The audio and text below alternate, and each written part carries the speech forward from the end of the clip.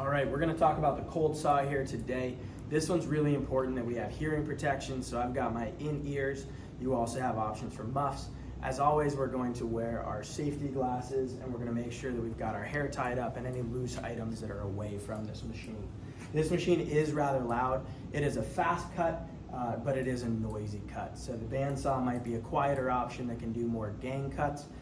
This one is a quick and efficient cutter, and it utilizes some really sharp teeth to actually saw through the material. So it's not a friction disc.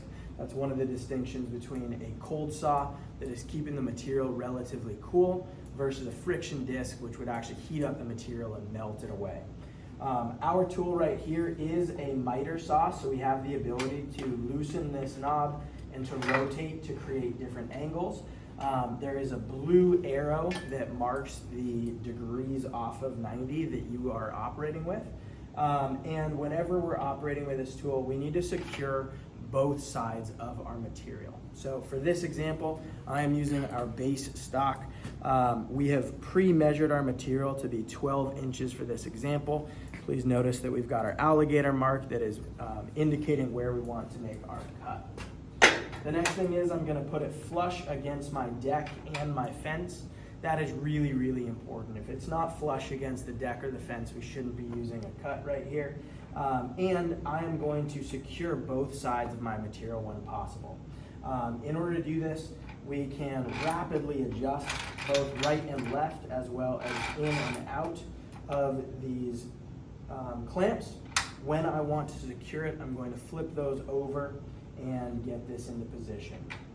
On some of our smaller materials, like a round bar, sometimes you actually have to rotate this black rectangle so that it is in a vertical orientation in order to secure your smaller materials. For this, with how much surface area we have, we're fine being flush. So what I'm going to do is pull this down to find my mark. We want to know which side is our waist versus which is our stock.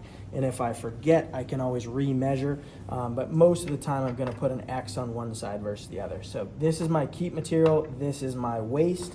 So I'm going to put my blade just to the outside of that because the thickness of the blade will be removed in the process of cutting.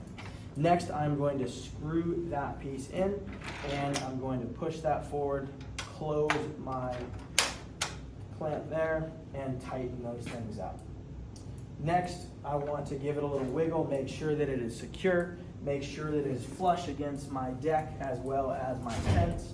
There are times when you tighten this, if you tighten one side significantly over the other, it can loosen up the other side. So give it a little test right there.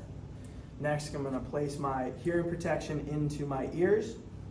And when we operate this tool, there is a safety switch on it. So I need to flick that towards the outside wall or towards the left-hand side of this machine. And then this blue trigger we're going to pull, which is going to start that. Our guard on our blade will automatically move out of the way. And we want to make sure that we're really, really slow going through our material. Be gentle when that blade first touches your material. Otherwise, it can cause some damage. So slow and smooth through our material. It's going to be rather loud, so I won't be talking through it. I'm going to go all the way through my material, release the trigger, wait for the blade to stop before lifting up our cold saw. With that being said, I'm going to make it happen. My left hand is out of the way. My right hand is on the machine. I'm letting the clamps do the work here.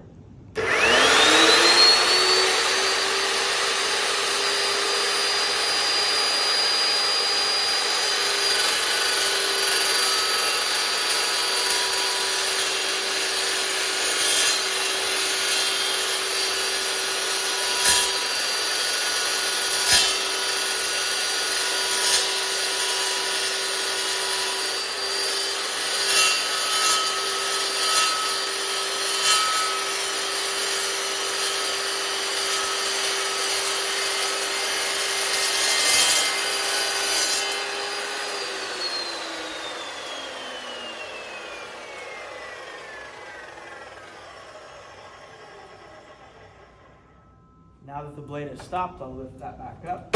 Please notice how slow I went through that cut.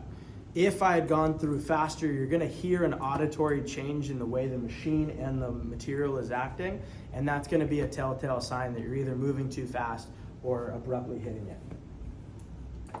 Next, I wanna remove my clamps. Please be mindful that there might be sharp edges that are left on the edge of our cold saw cut. So if I were going to hold on to a smaller piece of material, I'd be putting on some gloves right now.